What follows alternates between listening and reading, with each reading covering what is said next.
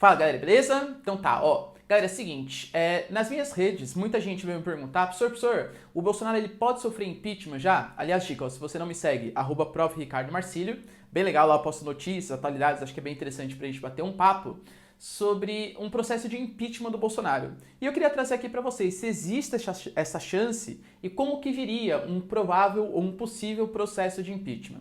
Se você quer saber isso e muito mais sobre geografia, política, geopolítica, atualidades, enfim, tudo para entender esse mundão, Brasil principalmente, já se inscreve no canal, deixa seu like e compartilha esse vídeo, que eu, professor Ricardo, eu conto muito com a ajuda de vocês, beleza? Então tá.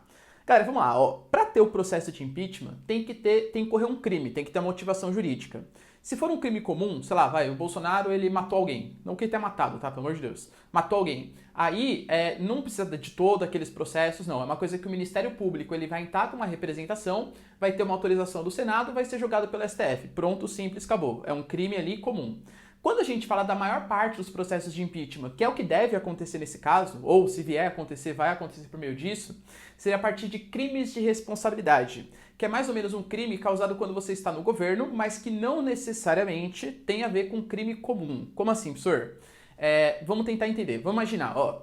Para você ter a abertura de um processo de impeachment, você precisa ter alguém, pode ser uma pessoa física, pode ser um escritório de advocacia, pode ser até mesmo, sei lá, um deputado, ele vai lá, protocola um pedido e coloca lá na Câmara Federal. A Câmara Federal, que vai ser representada pelo Rodrigo Maia, né, o nosso presidente hoje da Câmara dos Deputados, ele vai analisar todos aqueles processos que estão com ele. Para vocês terem uma noção, o Ciro Gomes protocolou o 21º. E bem possivelmente, depois da praticamente delação que a gente teve hoje do Sérgio Moro, a gente vai ter mais uma série de pedidos. Aliás, só para vocês terem uma noção, o ministro Celso de Mello, do STF, apressou, Rodrigo Maia, por que você não está colocando nenhum desses casos aí para votação? Por que você não está averiguando nada? Por que você está sentado em cima de todos esses processos de impeachment? E deu um prazo ainda, hein, para ele divulgar essas informações. Mas enfim, o Rodrigo Maia ele foi lá, leu e falou, nossa, isso aqui é interessante, vamos colocar para votação. E aí quando você protocola o pedido de impeachment, para autorizar o processo, quem autoriza é a Câmara dos Deputados, formada por 513 deputados.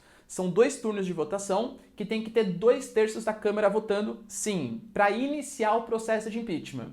Quando a Câmara fez essa abertura desse processo, que tem sim que ter uma motivação jurídica, tá bom, para isso, mas a gente não pode esquecer que também as questões políticas são super importantes, a gente já vai entender, aí vai passar pelo Senado. O Senado é quem efetivamente vai fazer o processo de impeachment.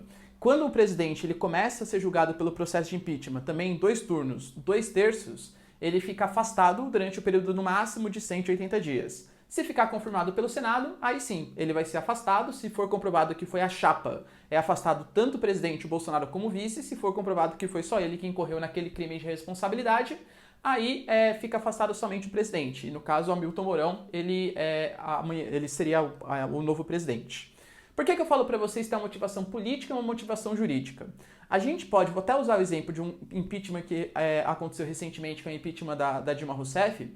Por que ele foi tão polêmico assim? Porque muitas das pessoas alegaram que não porque foi um golpe, porque teve 2/3 da Câmara votando, teve 2/3 do Senado votando, mas muita gente alegou, e existem discussões acaloradíssimas sobre isso e fortíssimas, bem coerentes sobre isso, se o que de fato a presidente Dilma fez foi um crime de responsabilidade ou não. Porque para você iniciar o processo de impeachment, você tem que ter uma motivação jurídica. E aí, se os deputados vão aprovar ou não, aí já vai ser uma motivação muito mais política. A pressão que a Dilma sofria, a grave crise que ela tinha provocado no país, enfim, né, independente pelos motivos qual foram, fez com que tivesse uma aprovação. A questão é, será que foi legítimo a motivação jurídica? Não é papo para esse vídeo.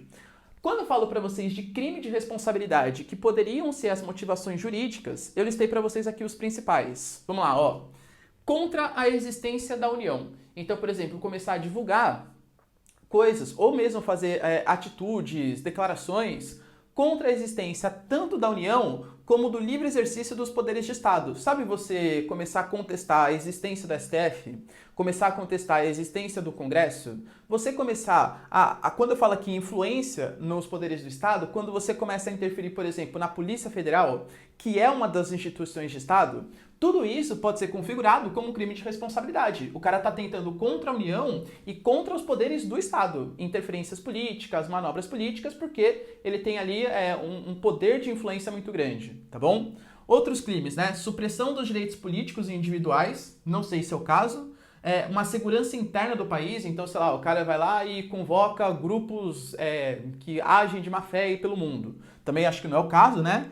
Improbidade administrativa, ou seja, sem nenhum tipo de culpa, porque se for uma improbidade administrativa culposa, aliás, dolosa quer dizer que é com culpa, né? Se for sem culpa, aí não seria um crime de responsabilidade. Mas quando o cara governa mal, de propósito para prejudicar o país.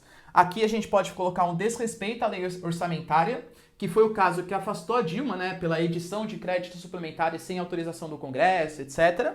E o descumprimento das decisões judiciais, que acredito que também não seja o momento. Se a gente tiver o protocolamento de um processo de impeachment, ele pode vir, primeiro, uma coisa bem grave, que aí não seria um crime de responsabilidade, seria um crime comum, julgado diretamente pelo Ministério Público. Não sei se vocês acompanharam que o ministro Sérgio Moro falou que tinha uma assinatura ali que não foi ele que colocou. Isso é falsidade ideológica. Se tiver a anuência do presidente, isso é um crime comum, não é nem um crime de responsabilidade. É um afastamento muito mais rápido, tá? Isso tem que ser averiguado.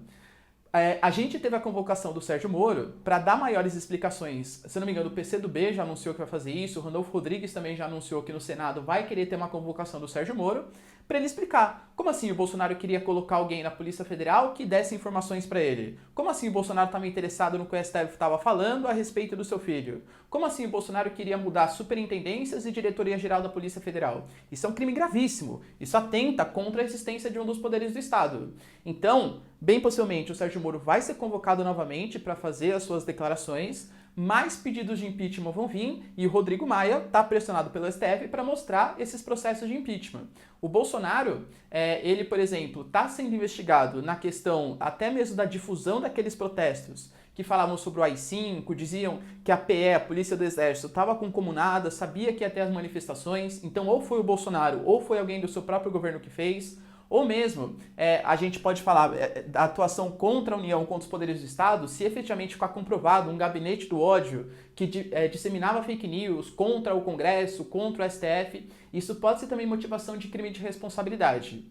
É o momento que o cerco está fechando. E, de novo, antigamente, o Rodrigo Maia já tinha 21 processos. Por que ele não abria nenhum? Porque não tinha o mínimo de motivação política. O Bolsonaro tinha, sei lá, 50 e poucos por cento de aprovação da população. Com a queda do Sérgio Moro e com ele caindo atirando, o Sérgio Moro, que tem uma credibilidade frente à população brasileira muito grande, sim, o Bolsonaro corre risco. Sim, o Rodrigo Maia está sendo pressionado por todos os lados. E mesmo que o Bolsonaro tenha flertado com o Centrão, falando do Valdemar Costa Neto, falando do Kassab, colocando o Roberto Jefferson, tentando fazer uma paz ali entre o Centrão e o seu governo, a pressão política ela pode ser bem maior, a pressão das ruas pode ser bem maior. E isso vai fazer com que o Rodrigo Maia, o que fez o Eduardo Cunha também, ninguém gostava do Eduardo Cunha, ninguém gosta do Rodrigo Maia, mas que ele abra um processo de impeachment pela pressão popular. Ou seja, Bolsonaro corre sim risco de incorrer em crime de responsabilidade. Tudo bem, galera? Deu pra entender? Então, se vocês entenderam, deixa seu like, se inscreve no canal, deixa nos comentários se acha que o Bolsonaro vai sofrer impeachment. É isso aí, galera. Beijos, abraços e tchau!